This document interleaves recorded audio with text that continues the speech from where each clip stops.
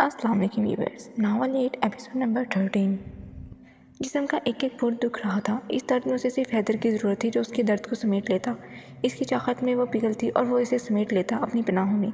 उसको याद करते, इसकी हंसी, इसकी मुस्कान, इसकी बातों को याद करते वो अब दीदा हो गई। आँख से आंसू टपक कर गिरा। जीनी मेरी जान, क्या हुआ? क्यों परेशान हो रही हो? हालत देखो अपनी, मुझे बताओ क्या बात है? इसके गाल से आंसू साफ करते फलक भी अब दीदा हो गई। कुछ नहीं। इसके हाथों को पीछे करने लगी कि बाजू उठने से सख्त दर्द जिस्म में बढ़ गया। उसे और रोना आया। समी तो इस रूम में जीनिया को देखकर हैरान हो रहा था। बी ब्रेव जीनिया, सब जल्द ठीक हो जाएगा। क्यों ऐसे दिल छोड़ रही हो? समी ने उसे हौसला दिया। जीनिया फ़ौरन से चौंकी क्योंकि वो तो फरमोश ही कर गई थी इसकी मौजूदगी को।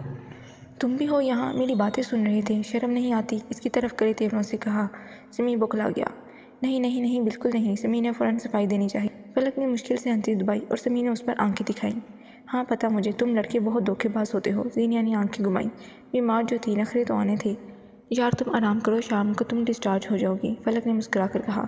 जीनिया ने खुद को कंपोज किया और सर तकिए पर रखकर आंखें बंद कर लीं। इसे वो पल याद आ रहे थे जब जब हैदर उसकी परवाह करता था, कैसे ज़रा सी चोट पर पागल हो जाता था। संभल कर, भारी होता है हकी, हैदर ने उसे ऊंची आवाज़ में कहा जो सामने बैग से निकालने लगी थी। पता मुझे, अपने बाप को ना सिखा, इसी तरह दूर से जवाब दिया। क्या? हैदर को दूसरी बात समझ नहीं आई। कुछ नहीं। जीनिया ने हंसी दबाई कि अगर वो सुन लेता मैंने क्या कहा है तो मेरी क्लास लग जानी थी।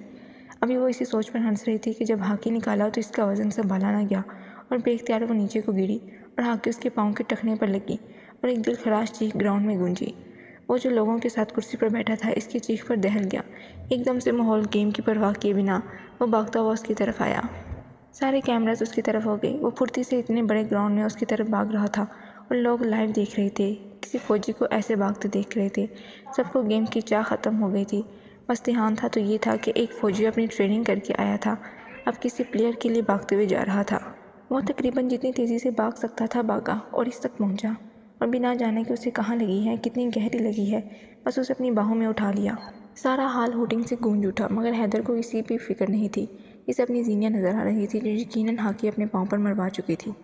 यार शर्म करो, सब देख रहे हैं, जीनिया उसे आंखें दिखाते हुए बोली, जो सब कैमरों के सामने उसे बाहों में बढ़ गया था। अपने पाँव का दर्द तो शर्म में उड़न-छू हो गया था। चुप, एकदम चुप, कहा था ना बारी है। फिर वो उसकी बात पर इससे भी ज़्यादा गुस्से से बोला। मैं प्लेयर हूँ, हाथ से छूट गया था। जीनिया ने उसके कंधे पर हल्के से 3-4 मुक्के मारे। कैमरे ने यह मंजर भी नोट किया और पूरा हाल कहके से गूंज उठा कि हीरोइन ऑन स्क्रीन हीरो को मुक्के मार रही है, वो भी फौजी हीरो को। मरी आई प्लेयर, इसकी तरफ गुस्से से देखता बोला। हैदर सब देख रहे हैं यार, मेरा गेम है, नीचे उतारो। वो तकरीबन रोने वाली हो गई थी क्योंकि उसकी क्लास फेलोज़ हैरानगी से उसे देख रही थी। कुछ की आंखों में रश्क था तो किसी की आंखों में नफरत और हसद और कुछ की आंखों में तमस्खर। इसे रह रहकर हैदर पर गुस्सा आ रहा था जो इसे ऐसे उठाए लेकर जा रहा था। हैदर वो दांतों को पीसते हुए बोली, अगर तुम्हारी मुझे अब आवाज़ आई ना तो यहीं तुम्हारी सांसें बंद कर दूंगा, फिर असल में जान जाओगे कि शर्मिंदा होना क्या होता है। इसे बिना देखे करे तेवरों से कहा। जीने का मुंह खुल गया। क्या मतलब? वो इसे मार भी सकता था? कैसे सोच लिया उसने? मैं तुम्हारी सांसें ना बंद कर दूँ? जीनिया ने दांत पीसे। हैदर का गुस्सा सेकंड में उड़न-छू हुआ और प्यारी सी मुस्कान ने लबों पर बसेरा किया। कितनी प्यारी बात की थी ना उसकी जल्दी जीनी ने। एहतियात से गाड़ी का दरवाज़ा खोला और उसे अंदर बिठाया और उसकी तरफ रुख किया। वो आंखों में गुस्सा लिए उसे देख रही थी। मुझे नहीं पता था तुम अनरोमांटिक लड़की हो, इसकी तरफ शरारती नज़रों से देखते कहा। जीने के माथे पर नासमझी से बल पड़े। इसका क्या मतलब? नासमझी से पूछा। मिस जीनिया शकील, अब दिमाग लड़ाने का फ़ायदा नहीं। इसका मतलब मैं किसी सही वक्त और सही जगह पर बता दूंगा। इसके माथे पर उंगली से दबाव देते कहा और हंसते बाहर निकला और अपनी साइड पर आकर बैठा और गाड़ी स्टार्ट कर दी और इसे बुरी तरह अपनी बातों में उलझा चुका था।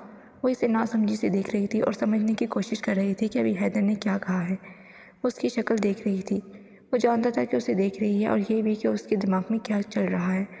इसको हंसी तो बहुत आ रही थी मगर जब्त कर रहा था। सांसें बंद, अनरोमांटिक, वो दोनों को जोड़ रही थी कि हैदर ने उन दोनों को कैसे जोड़ा। क्या मतलब हो सकता है इसका?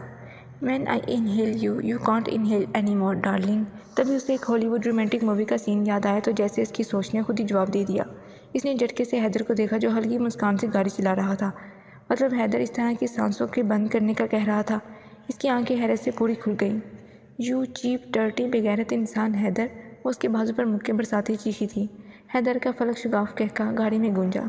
कितने गंदे हो तुम, छी, तुम्हें आर्मी ने कबूल कैसे कर लिया? इतने गंदे बंदे को। हाँ, انہیں پتہ کیوں نہیں چلا تمہاری حرکتوں کا؟ اس کے بازو پر مکے اور چٹکیاں کاٹتے وہ مسلسل چیخ رہی تھی اور اس کے مسلسل کہکے لگ رہے تھے۔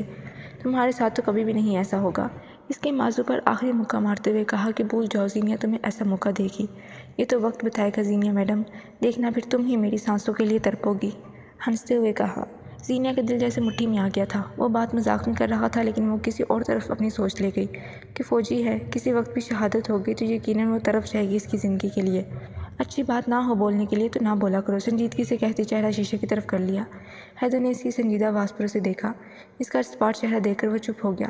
جلدی ابھی میرے خلاف تھی، سوچ میں ہی مجھ سے دوری پر تڑپ جاتی ہے یہ۔ اس کی سوچوں کو جیسے وہ جان گیا تھا، تبھی دل میں بولا۔